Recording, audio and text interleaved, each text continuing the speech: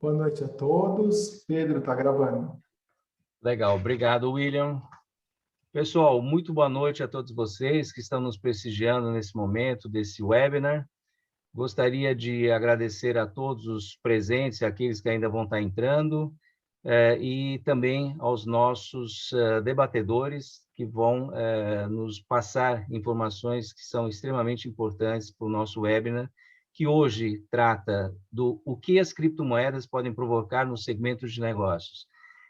Por trás desse assunto, é um assunto que é recorrente na mídia, mas assim, o que é muito importante, que pouca gente conhece, o que tem por trás a nível de características, de aspectos ligados à regulamentação ou à normatização desses ativos, sua importância dentro do mercado, riscos que correm junto com esse tipo de moeda e as aplicabilidades, que é a cereja do bolo que a gente precisa explorar, porque isso abre um mundo novo dentro do segmento de negócio.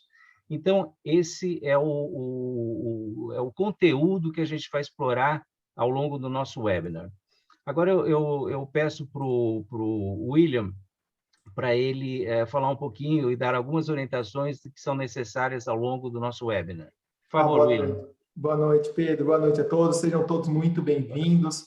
Eu só vou dar uma orientação de como que a gente pode, como nós podemos fazer a organização das perguntas. Nós temos um quadradinho ali embaixo, dois balãozinhos, escrito Q&A, Question and Answers, para a gente organizar as perguntas. Então, se você tiver uma pergunta, basta você clicar nesse balãozinho, tem esse onde está escrito o bate-papo, é o chat normal da sala, que você pode falar com todos os participantes, e o Q&A é direcionado exclusivamente aos palestrantes, tá? É muito fácil, você faz a pergunta e ela vai organizando ali para a gente responder todas até o final do webinar. O que a gente não conseguir responder, nós mandaremos por e-mail. E também, ao final do webinar, nós faremos uma pesquisa de satisfação. Então, vai ser projetado um QR Code e colocado também aqui na sala de bate-papo um link para você responder. É muito importante a sua opinião. Muito obrigado, Pedro. William, se puder projetar agora a tela dos nossos anjos da guarda.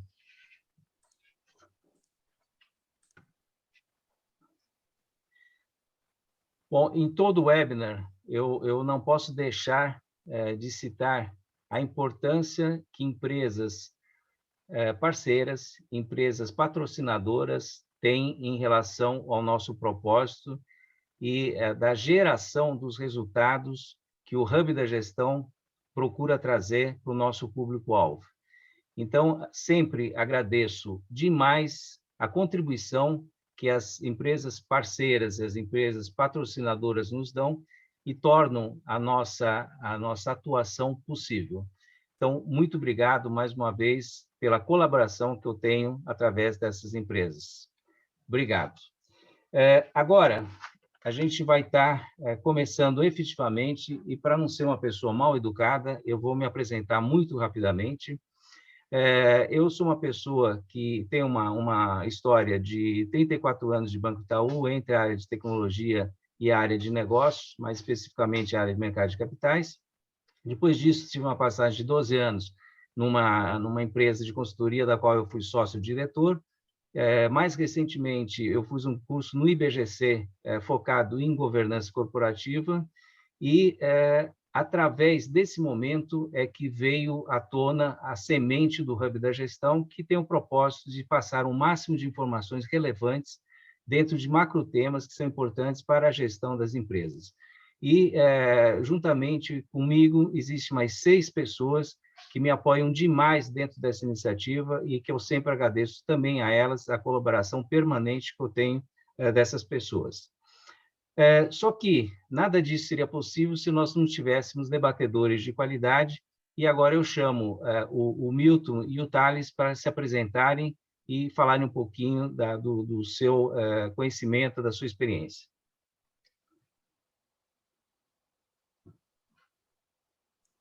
Está no mudo, Milton. Perdão, essa é a coisa acho que mais falada no mundo hoje, né? É verdade. Ligar o microfone. Perdão. Bom, boa noite a todos. Obrigado, Pedro. Parabéns aí pelo seu trabalho aí no Hub da Gestão. E muito rapidamente, né? Eu sou engenheiro de formação, tenho um mestrado em administração. Trabalhei aí tenho mais de 30 anos em consultoria de empresas, consultoria de gestão, né? E no mundo cripto, né? Eu, mais recentemente, a questão de uns 2, 3 anos, eu fiquei muito curioso sobre esse mundo, comecei a pesquisar um pouco, inclusive para poder eventualmente investir um pouco, mas queria conhecer bem o seu funcionamento, seus riscos e oportunidades. Estudamos um pouco e talvez a gente possa compartilhar um pouco disso aqui hoje. Bom, me apresentando um pouco. Obrigado, Pedro. Obrigado, William. Boa noite, Milton, também. Eu, como o Milton, também sou um engenheiro de formação.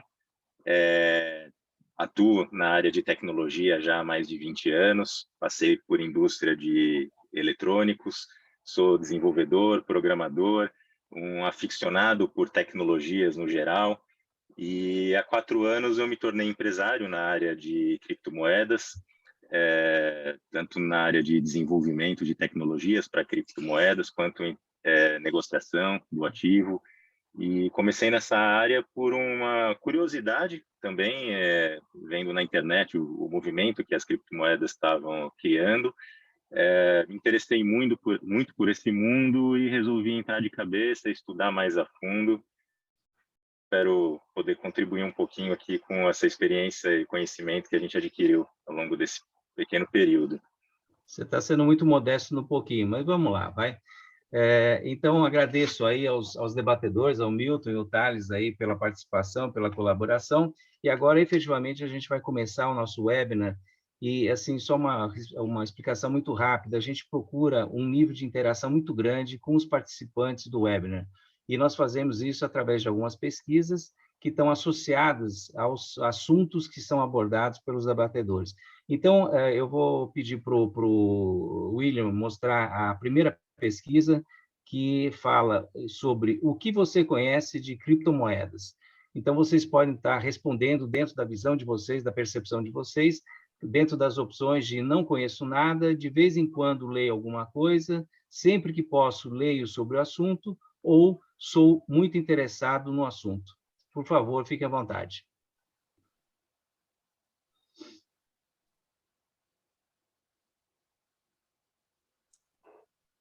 Pedro, já temos o resultado que eu vou compartilhar, tá? Que maravilha, pessoal, bem rápido, hein? Então, vamos lá, vamos mostrar os resultados. Então, dentro dessa pergunta que diz respeito ao que você conhece de criptomoedas, 20 pessoas responderam que não conheço nada, 20%, está bem equilibrado aqui, de vez em quando leio alguma coisa, 13% sempre que posso leio sobre o assunto, e 47% sou muito interessado no assunto. Então, de alguma forma, independente do percentual dado, com certeza esse webinar vai ser muito útil a todos. Então, associada a essa pergunta, eu trago para os debatedores a seguinte questão: o que são criptomoedas e quais são as suas características básicas? O quanto a criptomoeda é legal e como entrar nesse mercado? Então, por favor, se coloque em relação a esse cenário, a essa pergunta. Bom, vamos lá. Bom, falar de criptomoeda, vamos primeiro falar rapidamente o que é uma moeda, né? Que é uma coisa não tão óbvia assim, né? As moedas, elas têm 3 funções básicas, né? Como que acho que a maior parte das pessoas sabe. Primeiro é meio de troca, né? Você usa para comprar coisa, facilitar a troca de bens. A segunda função é reserva de valor, né? Você ter possibilidade de guardar, fazer um investimento. E a terceira é unidade de medida, né? Unidade de conta, preço, tá? Que é uma função importantíssima também. As criptomoedas, né, nada mais foram do que a invenção de moedas eletrônicas que já existiam antes de existir as criptomoedas, tá? Mas com grandes problemas, tá? Elas sempre tiveram muito limitadas. E elas resolveram isso através de uma tecnologia, até através de tecnologias modernas, como criptografia, como blockchain e outras tecnologias que estão por trás, também a computação descentralizada, tá? E isso trouxe uma solução de moeda eletrônica extremamente segura, tá? Extremamente confiável, e a primeira que foi criada, né, que foi o Bitcoin, ela tem uma característica muito importante, ela é limitada, não vai haver inflação em Bitcoin, tá? Que é a principal, representa 40% do mercado de criptomoedas, é o Bitcoin. Então, como foi o primeiro, ele é uma espécie de referência. Então, na verdade, estritamente falando, existe uma pequena inflação, mas que ela vai diminuindo ao longo do tempo e está limitado. Nunca haverá, desculpa, mais do que 21 milhões de BTCs no mundo, de Bitcoins. Então, essa talvez sejam alguma das características aí, o que é uma criptomoeda. A questão É importante falar também, né, que acho que completando o que você falou, Milton, as criptomoedas, diferente das moedas de curso forçado, né, que são as moedas legais, oficiais dos países, elas não têm uma entidade centralizadora que controla as regras e a quantidade de moedas emitidas que estão em circulação. Ela funciona de uma maneira lastreada na tecnologia, no código que ela foi escrita e publicado, em que esse sistema ele se autorregula pelas regras iniciais. E isso é como uma cláusula pétrea, você não consegue alterar facilmente a maneira com que essas moedas funcionam, né? As regras de circulação. Para ilustrar isso, né, Thales, só para ilustrar rapidamente, o que está acontecendo? A Rússia hoje está sendo bloqueada sobre todas as possibilidades no mundo inteiro, e ela já falou que talvez comece a aceitar para pagamento do petróleo russo bitcoins. Por quê? Ninguém consegue controlar as criptomoedas, não existe um controle central, elas são completamente descentralizadas, né? Então, isso você bem lembrou, é uma característica super importante. Perfeitamente, a gente não sabe até que ponto que isso é positivo ou não, né? Porque se sanções são impostas para você contornar alguma situação, hoje em dia a gente está vendo a questão geopolítica, mas as criptomoedas elas acabam não sendo afetadas por isso, por justamente não ter um órgão centralizador, de forma com que ela é de livre aceitação, né? O valor que é intrínseco a ela é por uma questão de que todo mundo confia na tecnologia, naturalmente, diferente de uma moeda que tem de curso forçado, legal, que tem um valor porque imposta pelo governo.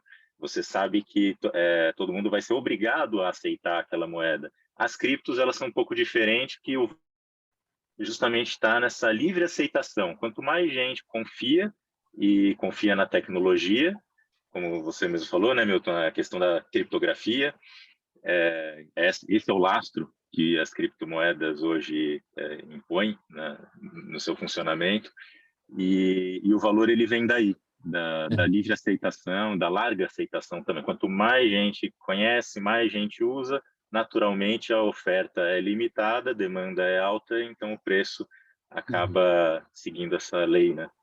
Só rapidamente, só para... Pois não, Pedro.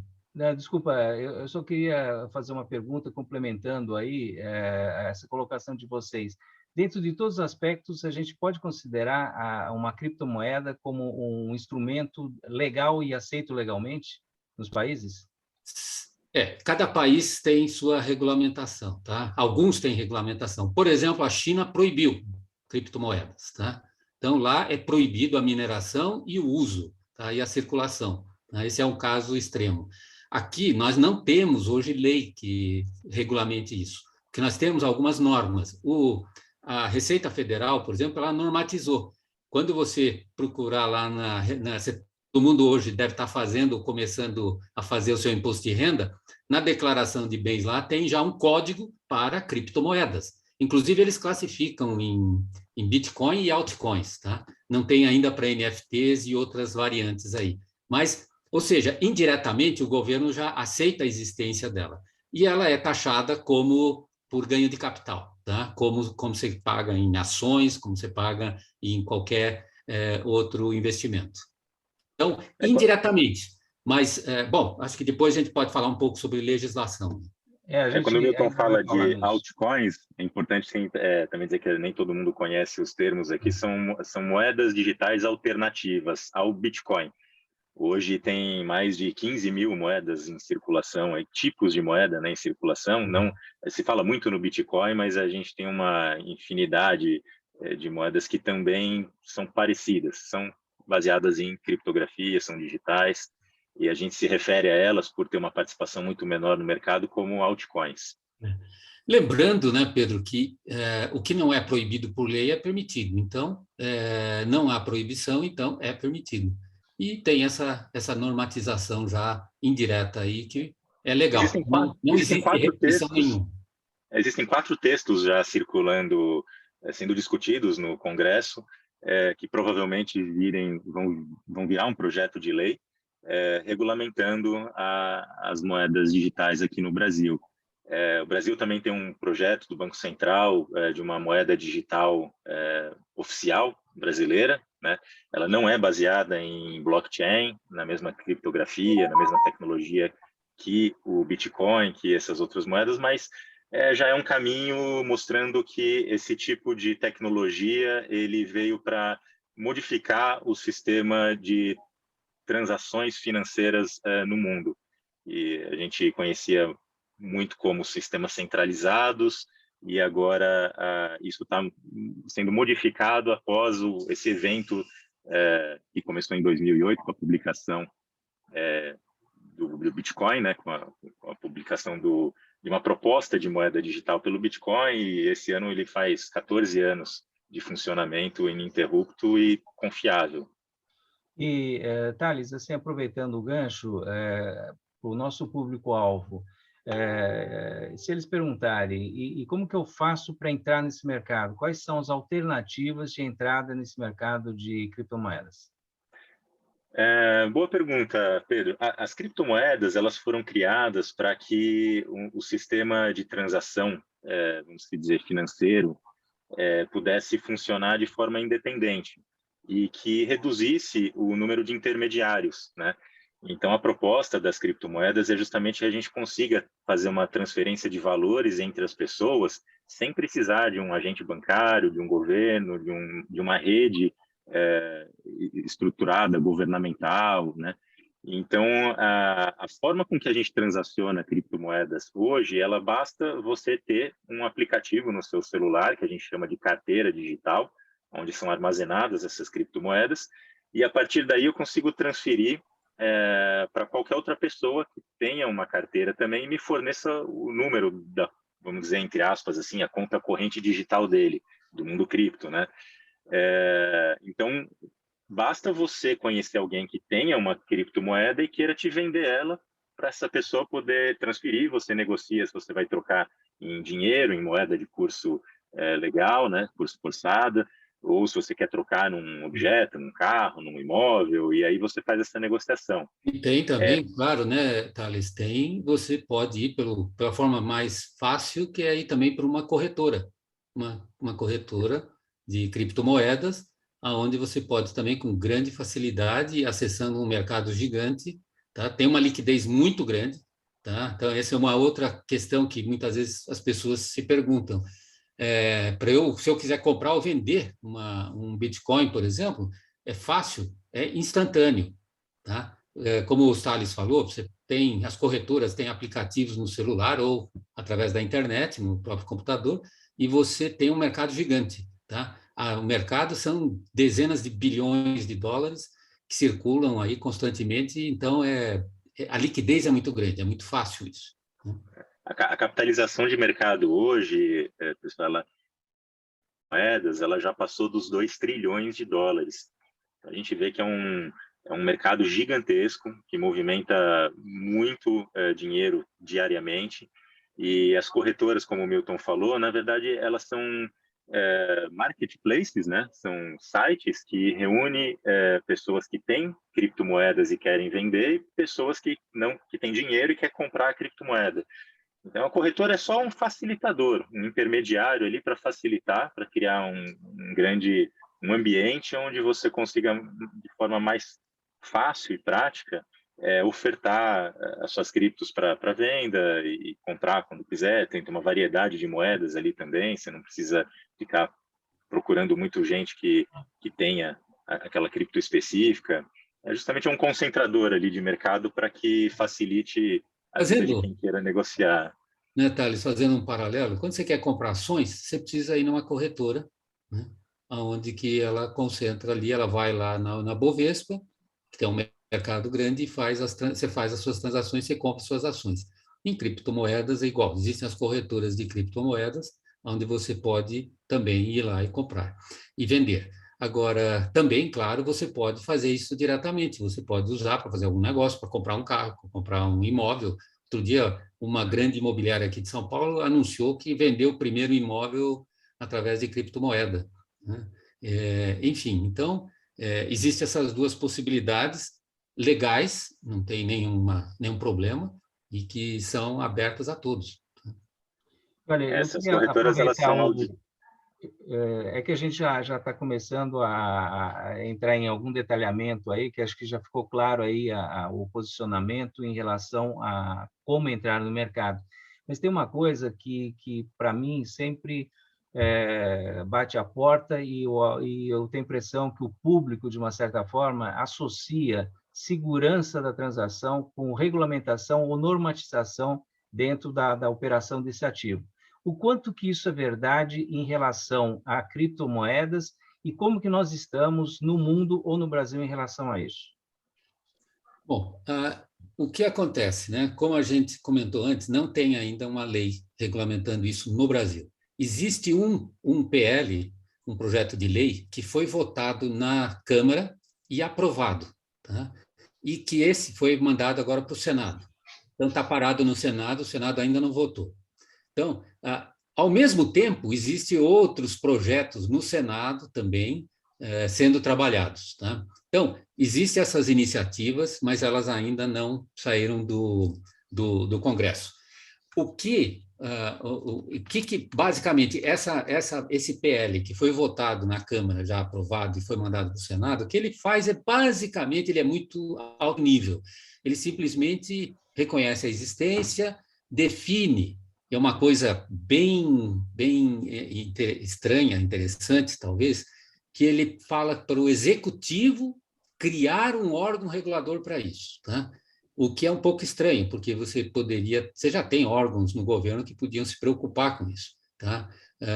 Você tem a Comissão de Valores Imobiliários, você tem o próprio Banco Central, tá? Enfim, mas ele prevê nesse projeto de lei criar um órgão, tá? Mas, enfim, como isso ainda é um projeto de lei, tá?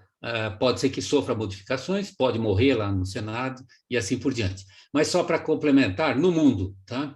No mundo, praticamente, são poucos países que já soltaram alguma regulamentação. Mas tem dois desenvolvimentos interessantes, recentes, tá? Acho que há 2 semanas atrás, o Joe Biden, presidente dos Estados Unidos, soltou uma ordem executiva, tá? Mandando os órgãos do governo americano estudarem e definirem uma regulamentação para o mundo de criptomoedas. Isso é muito importante, né? Quando o governo dos Estados Unidos resolve falar precisamos regulamentar isso, é sinal de que isso já se tornou muito grande e muito importante, tá? Então, os americanos vão fazer uma regulamentação. E todos os países estão discutindo, tá? Outra questão que eu achei muito interessante, o segundo ponto aqui, recentemente foi eleito um novo governo na Coreia do Sul, que é um país importante economicamente, desenvolvido, e o novo presidente coreano, ele não só falou que vai regulamentar as criptomoedas, e ele é um entusiasta de criptomoedas. Então, provavelmente lá, a regulamentação vai ser muito favorável e liberal ao mundo de criptomoedas. Então, esses movimentos são extremamente importantes, tá? Ainda que pese que existe no mercado um medo que, de repente, os Estados Unidos possa restringir ou soltar uma regulamentação muito restritiva para o mundo cripto. Isso seria um choque para o mundo das criptomoedas, um país como os Estados Unidos, se ele restringir muito. Tá? Acho que o que a gente mais tem visto assim nessa questão de regulamentação, quando se fala em projetos de lei e tal, não é uma regulamentação a fim de se proibir ou se restringir ao máximo o uso ou a circulação de criptomoedas, mas a maior preocupação dos governos, quando se fala em regulamentação, está no quesito de proteção aos direitos do consumidor. Então, essas leis elas vêm para garantir que os consumidores eles possam ter direitos nessa nova área financeira, que envolve muita tecnologia, né? Então, é essa proteção. O governo se preocupa muito com a questão de evasão de divisas também. Então, as leis elas vêm para definir mais o que é e como se deve, o que pode, o que não pode fazer com a criptomoeda. E a questão também de recolhimento de impostos, né? Lavagem de dinheiro também, eles se preocupam muito na questão das criptomoedas. Muitas vezes a gente ouve falar de golpes ou de pessoas que estavam fazendo uso ilícito das criptomoedas, mas não que elas são usadas só para isso, pelo contrário. Recentemente saiu uma pesquisa, também foi publicada na internet, de que o uso ilícito das criptomoedas no Brasil, como um exemplo, ele é menos de 1% do volume total circulado. Então, às vezes a gente se assusta com as notícias, mas, de fato, criptomoeda não é usado, em sua grandíssima maioria das vezes, para fins ilícitos. Existe uma pesquisa, complementando, né, Thales? Tem uma pesquisa internacional que apontou, um estudo muito bem feito, que o uso ilícito de criptomoeda é 0,15%, muito menor do que o uso das moedas tradicionais em cash, tá? Que é a principal forma de você fazer uso ilícito. Então, esse é um mito que existe, tá? Frequentemente a gente ouve falando que as criptomoedas são usadas basicamente para o submundo do crime. Isso é um mito que não tem sustento nenhum na realidade, não tem nenhuma sustentação na realidade. Interessante essa colocação, porque é muito interessante nesses novos movimentos de transformação, principalmente o digital, é saber o que é verdade e o que é mito, né? E a gente precisa conhecer isso daí para colocar o pé do chão e não incorrer numa avaliação errada de um determinado ativo ou de uma determinada operação. Mas aí eu vou aproveitar e fazer um gancho com a próxima pergunta, que é a importância da criptomoeda em relação a mercados relevantes nos mercados relevantes e em relação aos outros ativos. E como que ela já está posicionada? Ela é uma moeda transacional de investimento forte ou ainda é uma coisa assim que está nascendo e ganhando força? Olha, elas... O que é interessante, né? Esse é uma coisa que começou recentemente. O Bitcoin foi o primeiro, surgiu em 2010, tem 12 anos de existência, tá? E hoje já tem uma capitalização de mercado que já atingiu 2 trilhões de dólares, tá? Hoje, se não me engano, está em uns 700, alguma coisa assim. Isso, para você comparar, né? 2,1 trilhões total. Total. Total. Bitcoin, 871 trilhões de dólares. O Bitcoin já chegou a mais de 1 trilhão de dólares. Agora, o mercado de cripto por volta de 2 trilhões. Para ter uma comparação, o ouro representa uns 4 trilhões. Tá? Então, ele já é mais ou menos 50% do valor de ouro que existe no mundo como investimento, né? Estamos falando de ouro como investimento. Então, já se tornou o grande demais para ser ignorado. Não é à toa que o governo americano falou, precisamos regulamentar. Por quê? Porque já se tornou grande. E esse talvez é um risco. O sucesso das criptomoedas pode ser um dos grandes riscos. Por quê? Ela tira dos governos, porque hoje o governo tem controle total sobre a moeda. Então, quando o governo quer, ele sobe a taxa de juros, retira dinheiro do mercado, ele imprime moeda, tá? É o que os governos estão fazendo pelo mundo, gerando inflação, tá? Então, eles têm controle total, porque é obrigatório, é de uso forçado, tá? As criptomoedas, elas são descentralizadas, não todas, mas as principais são descentralizadas, não tem dono, não tem governo que manda, então elas vão tirar a força dos governos. Então, um dos maiores riscos das criptomoedas, na minha opinião, é exatamente uma regulamentação muito forte, porque os governos se sentem, de uma certa forma, ameaçados pelas criptomoedas. Legal. Bom, pessoal, eu vou chamar agora o William para mostrar e apresentar para o nosso público aí a pesquisa de número 2, que trata o que você conhece sobre os riscos ligados a criptomoedas, em que as opções são não conheço nada, li sobre fraudes, procuro ler sobre isso, não tenho interesse.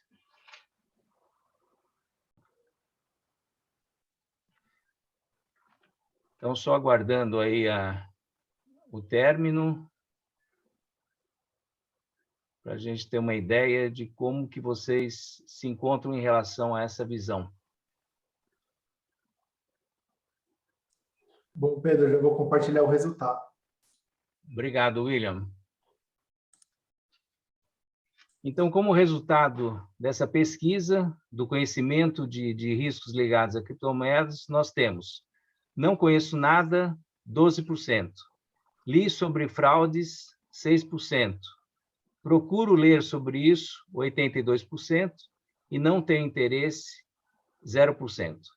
Então, ligado a essa pesquisa, eu coloco uma questão para os debatedores, tá? Para que eles respondam para a gente uma questão ligada a esses riscos aí. O que vocês teriam a dizer em relação a esses riscos? Bom, uma das coisas eu já até mencionei, né? Acho que um dos grandes riscos que a gente tem é uma eventual regulamentação muito forte, tá? Existem outros, né? Você sabe que como o Thales até levantou anteriormente, o valor que se atribui às criptomoedas é a sua popularidade, vamos dizer, a sua utilização, a crença que as pessoas têm que aquilo é uma coisa séria, né? E isso pode se esvair. Então, se por acaso existir um ataque hacker de sucesso contra o Bitcoin, por exemplo, isso vai ser um desastre na credibilidade da moeda e vai trazer o seu valor vai cair rapidamente.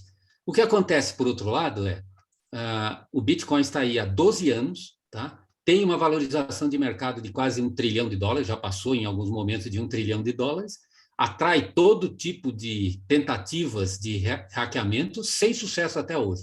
Nunca conseguiu-se, com sucesso, hackear o Bitcoin. E quando você estuda e conhece os mecanismos que estão por trás, você vê, é muito sólido, né? Não dá para dizer que é impossível, porque nada é impossível, mas é muito difícil. Então, um hackeamento é extremamente difícil. Eu acho que o maior risco é esse mesmo, as restrições que possam vir aí dos governos, tá? E restringir muito isso.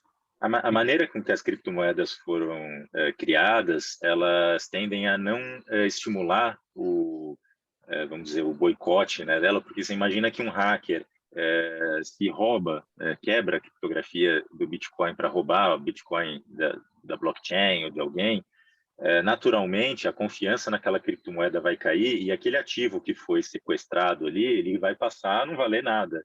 Então, não há tanto interesse assim também de se destruir essa tecnologia, porque ela passaria a não ter valor nenhum nem para quem roubou, né?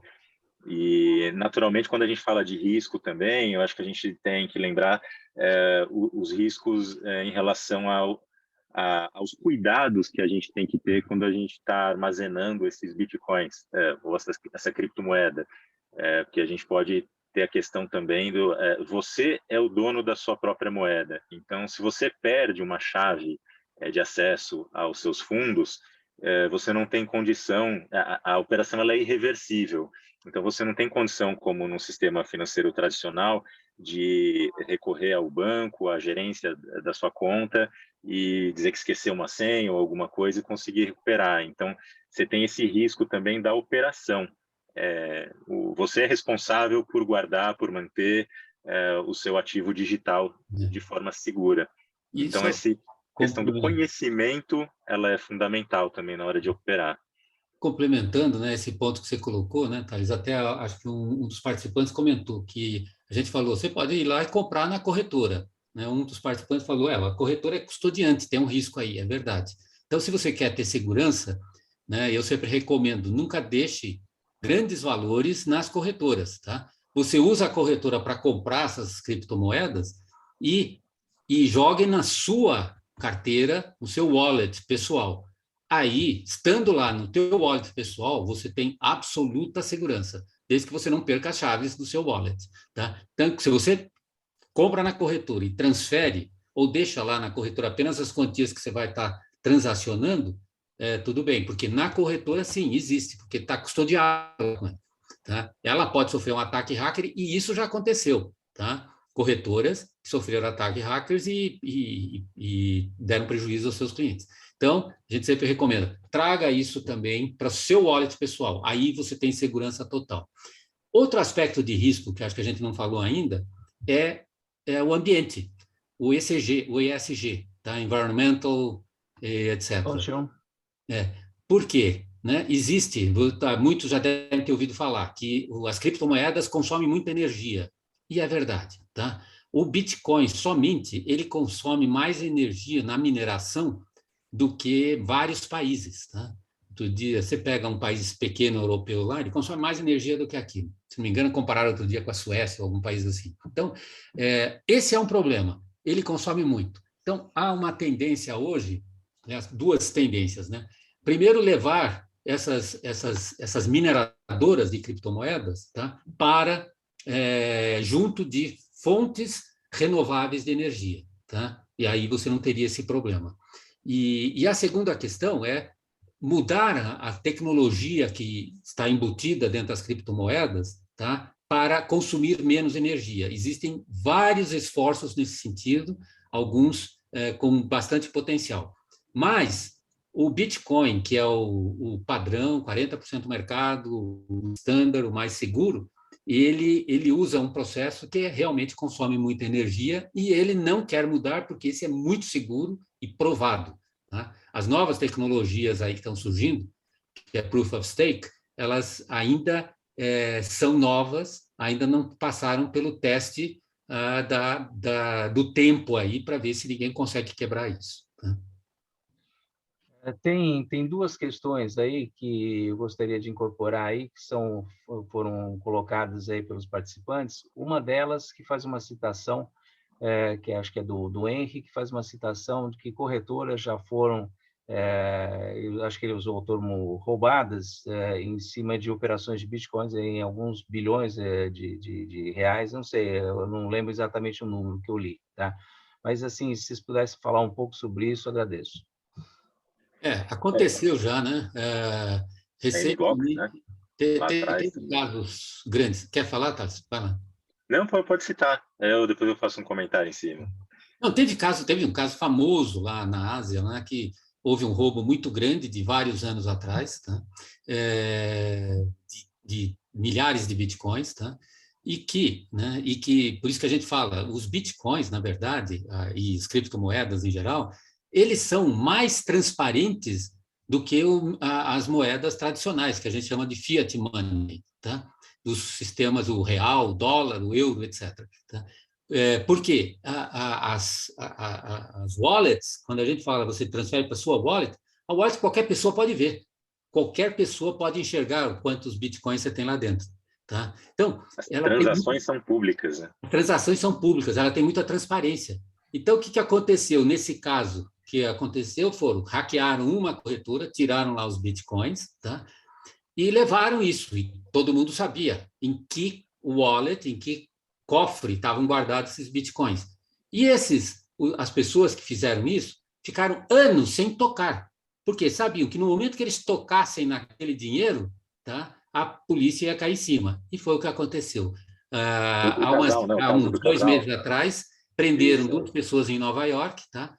Por quê? Eles caíram na besteira, depois de vários anos, foram lá e pegaram um pouquinho do dinheiro e a polícia já estava lá com as algemas e prenderam. Acharam que estava esquecido, mas os sistemas, eles, por serem online, estavam sendo monitorados desde quando foram roubados.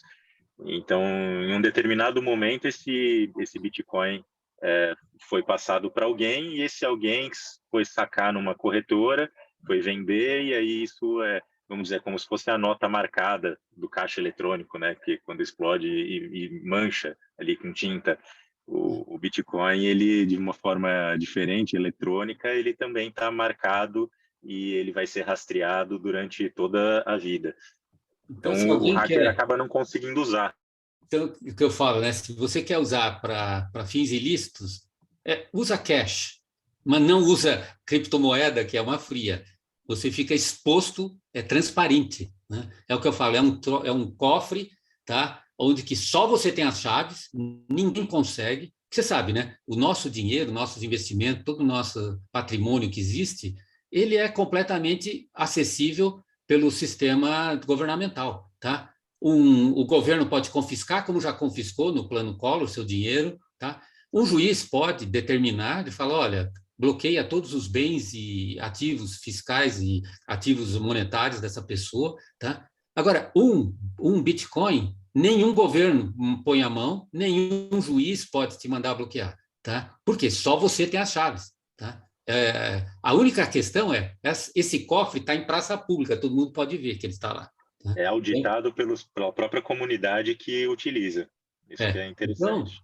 Então, para fins ilícitos não serve porque todo mundo vai ver. Mas ele tem essa proteção. Então, se eu fosse lá, por exemplo, eu sou um ucraniano e quero fugir do país, se eu transformo meus dinheiros em bitcoins, eu saio do país com toda a minha fortuna só tendo a chave na minha cabeça aqui. Ninguém vai poder roubar esse dinheiro de mim. Ninguém vai me confiscar, não vai existir nem Biden, nem Putin, nem ninguém que vai poder tirar esse dinheiro de você. Fazendo um gancho à sua colocação, Milton, muita gente pergunta, né? Poxa, mas aonde que está o Bitcoin? Como assim eu vou sair lá da Ucrânia com o meu Bitcoin na cabeça, no bolso, né? Como é que é? Então, essa é até uma questão bem interessante, que o Bitcoin ele é um registro de um código criptográfico que está esparramado em vários computadores no mundo.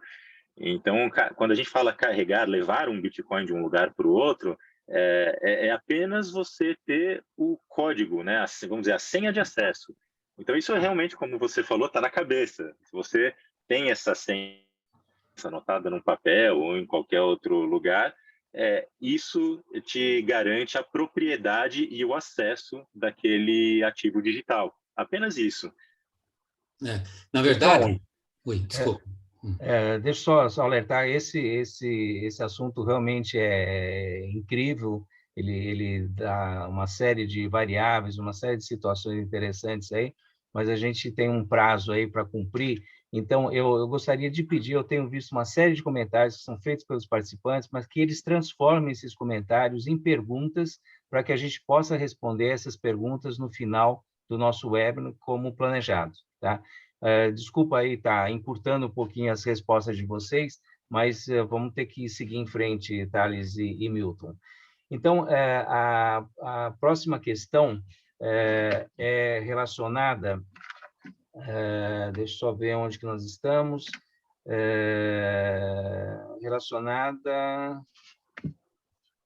Agora, uma próxima pesquisa, que eu chamo o William aí para apresentar a pesquisa de número 3, que trata do tema: você investiria em criptomoedas? Em que dentro das opções nós temos não conheço o suficiente, não confio, espero a regulamentação de se tornar mais sólida, só depois de avaliar quem opera a criptomoeda, e sim, investiria. Então, aí agora vamos aguardar aí a resposta dada pelos nossos participantes, e, na sequência, a gente vai explorar um pouco esse assunto também, tá? Eu estou vendo que na hora de enfiar a mão no bolso, o pessoal pensa com mais cuidado, que é muito bom também, tá? Tá vendo? Foi só falar. Vamos lá. Então, como resposta a essa colocação de você investir em criptomoedas, nós tivemos 7% não conheço o suficiente, 27% só depois de avaliar quem opera a criptomoeda, e 67% sim investiria. Ou seja, a grande maioria já tem um nível de confiança suficiente para fazer um investimento dentro desse ativo. Então, agora, associada a essa pesquisa que nós fizemos, eu gostaria de estar perguntando aí para os debatedores, para o Milton, para o Thales, onde investir ou operar criptomoedas e quais cuidados necessários.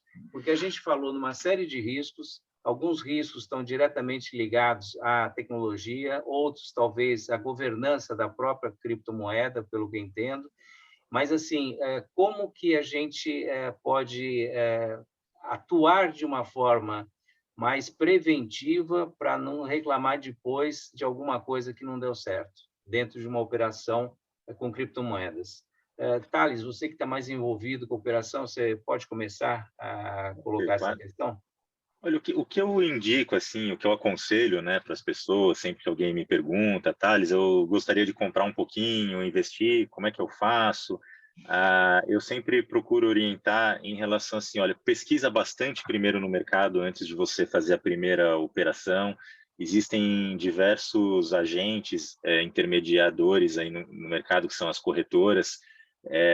Procura saber quais são as que oferecem um maior portfólio de produtos que está há mais tempo no mercado.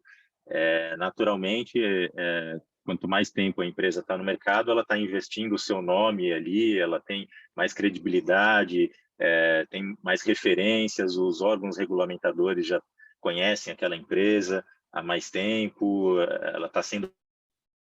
Então, acho que esse é o principal ponto. Se ela é uma empresa reconhecida no mercado, séria, ver quem está por trás, o time, né, a equipe, os donos da empresa, quem está ali na formação societária da empresa. Acho que esse tipo de questão, como qualquer negócio que a gente vai fazer, né, você vai comprar um carro, você vai comprar um apartamento, você vai comprar qualquer coisa, você procura saber quem está por trás daquilo. E não pode ser diferente no mercado de moedas digitais também.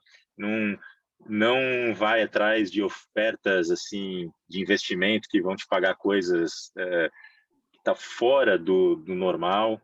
Tem muita oferta assim de invista com criptomoeda aqui na empresa, você vai ter 10% de rentabilidade mensal. Isso é a pirâmide, né? É pirâmide. Foge desse tipo de coisa. Compre de empresas que ofereçam serviços razoáveis, que não seja nenhum milagre. Acho que fazendo isso, a gente se protege de 99% dos casos de golpe, né? Legal. Milton, você está conosco ou você sumiu aí? Eu acho que o Milton caiu, viu, Pedro? Caiu. Bom, eu acho que a parte aí que mais tem conhecimento do assunto, por ter a operação na mão todos os dias, é o Thales. O Milton está de volta. Milton, você quer fazer alguma colaboração complementar a essa questão de cuidados? Cuidados, sim. Me perdoe, acho que minha conexão caiu aí. Não, sem problema. Vamos lá. Então, acho que algumas coisinhas, eu não ouvi o que o Thales falou, mas eu acho que ele estava, quando eu vi no início, ele estava falando de escolher uma boa corretora, né? Talvez eu vá repetir um pouco, mas, enfim, claro, uma boa corretora, uma coisa que a gente já comentou também, as corretoras, elas podem, como os bitcoins estão lá custodiados na corretora, tem sempre um risco, porque se ela não tiver os seus sistemas bem protegidos lá, algum hacker pode eventualmente. Não é comum isso acontecer, mas eventualmente pode acontecer. Então, a gente fala, traga isso para a sua wallet pessoal. Um outro cuidado muito grande, o Thales acho que já mencionou antes, cuidado com as chaves. A descentralização do Bitcoin, o fato de não ter dono, não ter governo por trás, não ter empresa por trás, ser uma coisa descentralizada, espalhada pelo mundo, não tem helpdesk. Tem um lugar que você vai ligar lá para um call center para falar, perdi minha chave, o que eu faço? Acabou, perdeu. Você é o único responsável, né, pela segurança. Existem umas estimativas, né, de que hoje já foram emitidos quase 20 milhões dos 21 milhões de bitcoins que vão existir no mundo. Tá? Existe uma estimativa de que por volta de 3 milhões dos 20 foram perdidos. Por quê? Muita gente, lá no início, quando ele não valia nada, valia centavos, muita gente recebeu bitcoins, deixou no computador lá, alguma chave perdida lá, e não acha mais. Tem até um caso famoso que um cara jogou um computador fora no hard disk e tem uma fortuna de bilhões de dólares lá, e ele estava tentando ir lá no lixão da cidade para localizar o computador e pegar esses bilhões, né? E a cidade não deixa eram ele lá. centavos, né? Então ele nem fez questão, mas hoje... Então, isso é preciso. Então, você precisa ter cuidado. E aonde investir? Criptomoedas, outra coisa que é importante as pessoas saberem. Existem milhares de criptomoedas hoje. A maioria é scam, a maioria é golpe, tá? Existem projetos muito sérios, muito bons, tá? Criptomoedas vão revolucionar o mundo, tá? As tecnologias, o blockchain vai revolucionar o mundo, já está mudando. Existe um negócio chamado DeFi, Decentralized Finance, finanças descentralizadas. Da mesma forma que ele está revolucionando e tirando o poder do governo, das empresas, centralizadamente da moeda, você também vai ter finanças, você vai poder fazer operações financeiras, investimentos, seguros, etc., descentralizadamente. Isso vai mudar o mundo, tá? Então, que criptomoedas vão estar no futuro aí presentes? Não sabemos, tá?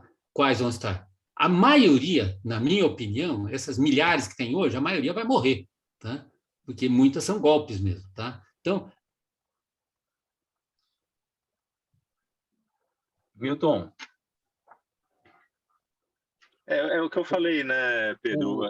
Investigue quem são as pessoas que estão por trás do projeto, né? E o quanto que elas estão dedicando e investindo de trabalho naquele projeto.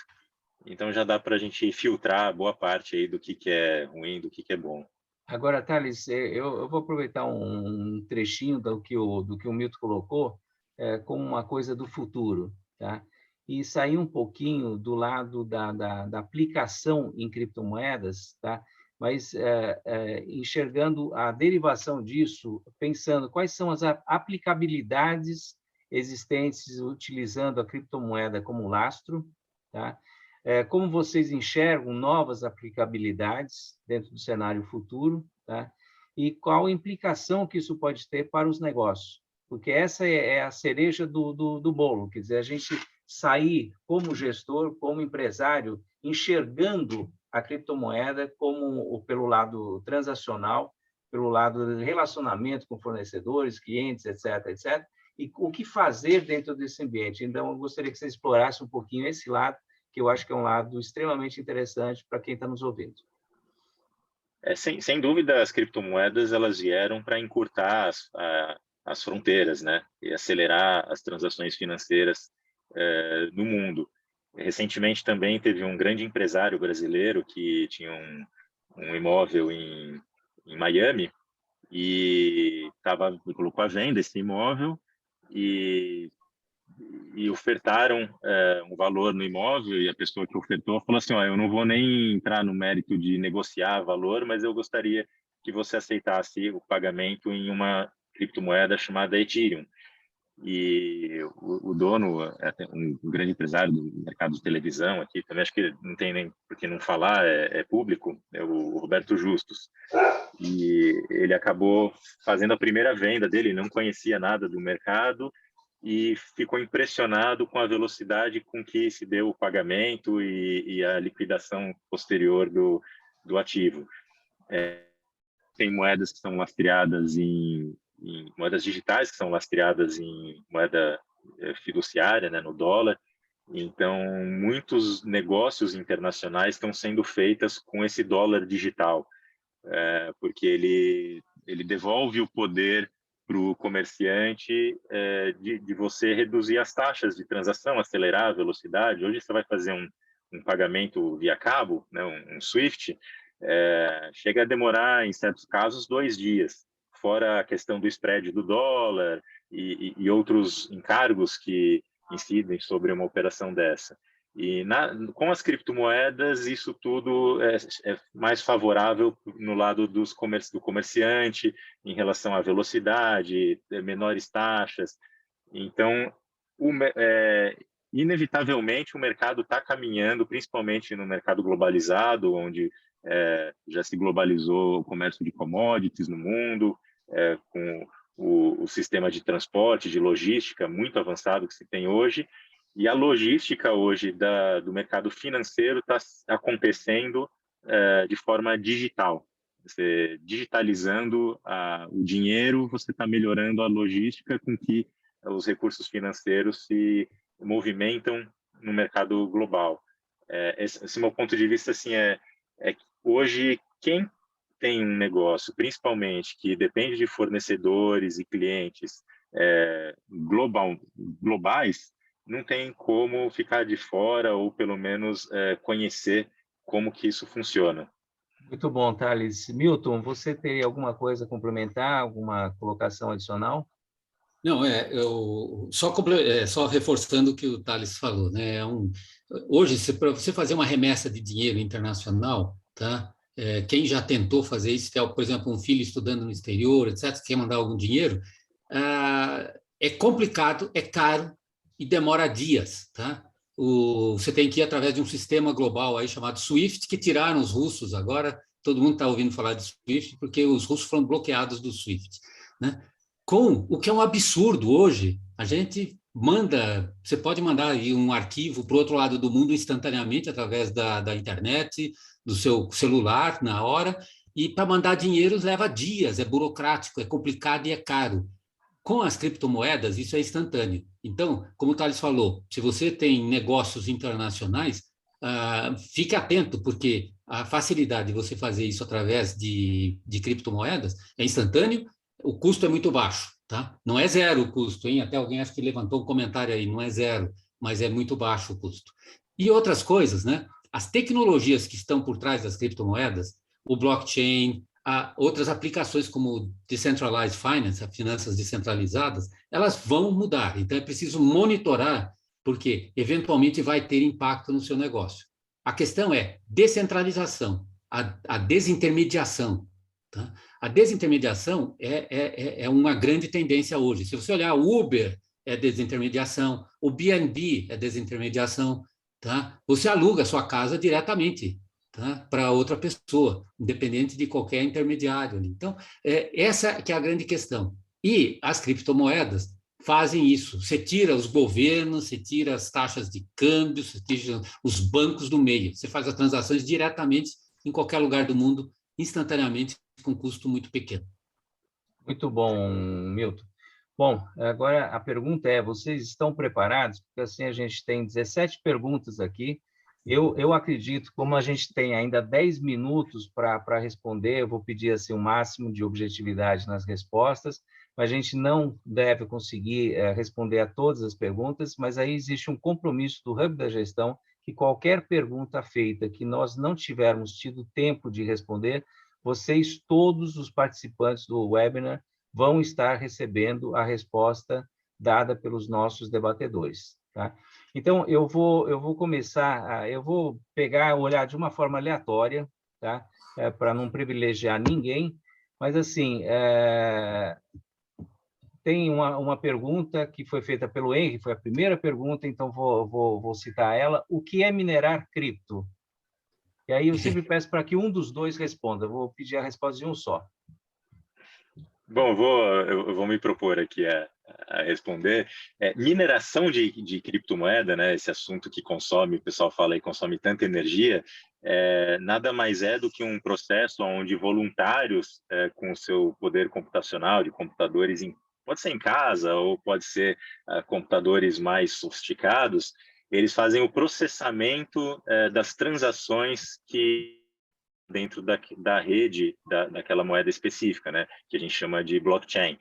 Então, esses voluntários, eles são estimulados através de uma recompensa paga com recursos das próprias taxas colocadas na transação. Então, quando você vai fazer uma transação de Bitcoin, você paga uma taxinha em Bitcoins ali, em centavos de Bitcoin, que a gente chama de satoshis, né?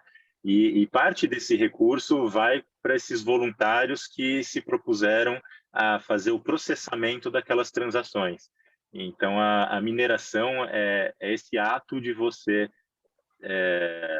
fazer a autenticação, a certificação de que aquela transação é uma transação válida, segura, e a recompensa por aquilo é paga com um pouco da taxa da transação da própria rede.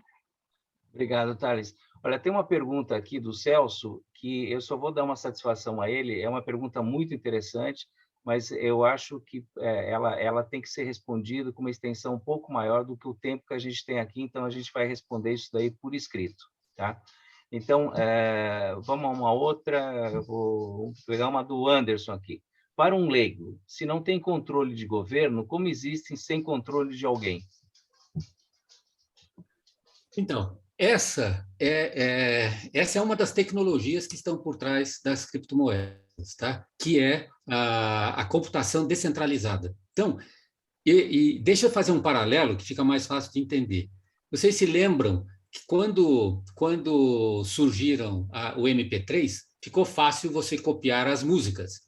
E surgiu um site global, sueco, se não me engano, eu não me lembro agora o nome, que distribui... Como? Napster. Napster, exatamente, o Napster. E distribuía MP3, tá? Gratuitamente, todo mundo ia lá e descarregava. E isso foi um problema para a indústria fonográfica, porque virou de graça a música, tá? Mas como era centralizado, tinha um local, tinha um endereço lá, os governos foram lá, eventualmente foram lá e fecharam aquele negócio. Acabou, tá? Por que hoje existe ainda? Você pode piratear, você pirateia filme, música. Por quê? Porque é descentralizado. Hoje, com a tecnologia de redes descentralizadas, tá? Você pode distribuir arquivos de uma forma global. Então, quem já usou esse sistema, você vai ver que quando você entra lá para baixar um arquivo, automaticamente você também está alimentando a rede. Os arquivos que estão no seu computador também estão sendo compartilhados com todo mundo. Então, essa tecnologia é que permite que elas sejam operadas, descentralizadas pelo mundo, tá? Sem controle central. E essa é a grande vantagem. Tá? Não tem como um governo chegar e falar, vamos fechar o Bitcoin. Não tem. Tem 13 mil nós pelo mundo processando o Bitcoin, tá? Desde uma pessoa individualmente no seu computador até tem grandes fazendas de servidores lá só minerando Bitcoin. Então, enquanto existir computadores em algum lugar do mundo, e sempre existirá, tá? Você não tem como fechar o Bitcoin. Tá? Então, ele opera descentralizadamente através dessa tecnologia de informática que passou a existir. A gente chama de rede P2P, né? Peer-to-peer.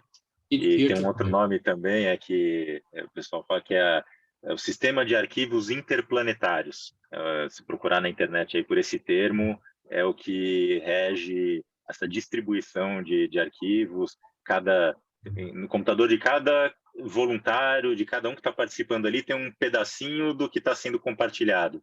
Dessa forma, se você desligar um setor, uma parte, ainda vai ter uma outra grande parte realimentando essa rede e fazendo com que ela permaneça como quase como um micróbio, um ser, né, ali que vai se proliferando E complementando, né, Thales, cada um desses 13 mil nós que existem pelo mundo, tá, ele tem uma cópia de todas as transações que já existiram no mundo do Bitcoin, no caso do Bitcoin. Tá? Então, é muito seguro e essa tecnologia permite que você não tenha controle. Por isso que os russos estão olhando lá para isso, porque todo mundo bloqueia tudo, mas as criptomoedas não tem como bloquear, não tem como. E as regras de funcionamento, elas estão escritas no código, em forma de um código de computador, que é o programa que roda dentro dessas máquinas aí, que faz a rede funcionar, né? E a gente chama isso daí, esse código, né? Essas regras desse código, como se fosse um contrato, a gente chama ele de rede. Então, se procurar por esse termo aí também, quando a gente fala em um consenso da rede, são nada mais é do que as regras que regem o funcionamento daquela moeda especificamente, que está escrito em forma de um código de computador. Tem uma outra questão aqui que eu achei bem interessante, a preocupação do Henry. em que ele cita: boa noite, gostaria de saber de vocês se vocês veem com preocupação o lobby de grandes exchanges do Brasil na Câmara e como isso pode afetar na futura regulamentação ou normatização do setor. Obrigado. Eu acho que esses lobbies eles são bons, tá? Principalmente porque eles tentam educar os nossos legisladores sobre o assunto. O maior risco que existe é que existe muita, mas muita ignorância sobre o assunto. Não estou falando ignorância da forma pejorativa, estou falando falta de conhecimento. Tá? Então, os nossos legisladores, eu tenho certeza, se a gente fizer uma pesquisa lá, o conhecimento é baixíssimo sobre esse mundo. Tá? Fala-se, aliás, teve até casos hilariantes aí de um senador aí que não sabia nem o nome, o que era criptomoeda, né? Numa CPI. Bitcoin. Ele leu num texto lá e falou Bitcoin. Então, esse é o perigo. Legisladores que não sabem sobre o que estão legislando e criar uma legislação que seja absurda. Esse é um risco grande. Tá? Eu acho que as corretoras, esses lobbies aí, tá? Claro, cada um puxa pelo seu lado ali, pode também ser um problema, mas eu acho que elas acabam educando. Porque eles chegam lá e falam, cara, você vai botar essa cláusula aí, é um absurdo, isso vai destruir as possibilidades aqui de inovação no país. Então, o que a ordem executiva do Biden lá colocou, que é uma coisa positiva, né, foi quando ele mandou todos os departamentos do governo americano estudarem o assunto e criarem uma regulamentação, ele falou que proteja e que não impeça a inovação, porque mesmo os americanos eles estão vendo essas tecnologias modernas que giram ao redor de criptomoedas, que tem uma meia dúzia aí, elas são extremamente inovadoras, vão criar coisas muito interessantes no futuro e ninguém pode ficar fora disso. Tá? Então, cuidado na regulamentação, porque você pode matar uma galinha que bota ovos de ouro. Tem uma outra pergunta aqui do Stanislau, em que ele traz à tona o seguinte: como a mineração dos criptos pode ser feita por pessoas particulares sem um custo vinculado? Tem custo, sim. Pode ser feito, você pode pegar no seu computador de casa, baixar lá o pacotão lá e começar a fazer mineração. Mas numa máquina comum aí, o custo que você vai gastar de energia vai ser mais do que você vai ganhar em minerando Bitcoin. Então, não vai ser viável. Por quê? Os grandes mineradores hoje são fazendas, são grandes empresas, são fazendas de mineração que têm computadores criados especificamente para fazer a mineração, usando placas gráficas, tá, de jogos, e voltados só para aquilo. Então, elas são muito mais eficientes que qualquer computador pessoal. Tá? Então, não... E a margem de ganho é muito pequena, então eles trabalham com uma eficiência de processamento gigantesca. Só que, dado a escala que eles têm, né, de fazendas com milhares de máquinas ali, o faturamento deles é alto. Se a gente tem que lembrar que se a gente entrar com o nosso computador de casa, a gente vai estar concorrendo de maneira proporcional e equivalente a todos esses outros participantes dessa disputa, vamos dizer assim. Então, você vai ser um dentro de algo muito grande, então a tua rentabilidade vai ser pequena. Negativa, viu, Thales? É negativa. Com o seu computador pessoal, você vai fazer a mineração, eventualmente você pode conquistar alguma coisa, mas você vai gastar mais em energia elétrica do que você vai ganhar. Eu costumo falar, para quando o pessoal me pergunta, né, se vale a pena, eu falo assim, o maior ativo que você vai receber minerando em casa é o conhecimento. Então, eu não desencorajo, eu acho bacana se você tem um computador com uma placa de vídeo de gamer, uma coisa um pouco mais sofisticada assim, eu até incentivo a fazer para aprender, porque dentro desse processo você vai acabar estudando e lendo sobre vários assuntos que vão te ajudar aí a navegar nesse novo cenário criptoeconômico. Tá.